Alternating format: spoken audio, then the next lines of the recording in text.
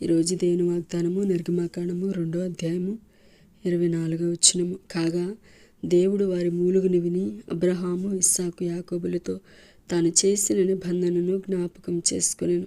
దేవుడు ఇశ్రాయేలీయులను చూచెను, దేవుడు వారి యందు లక్ష్యముంచెను.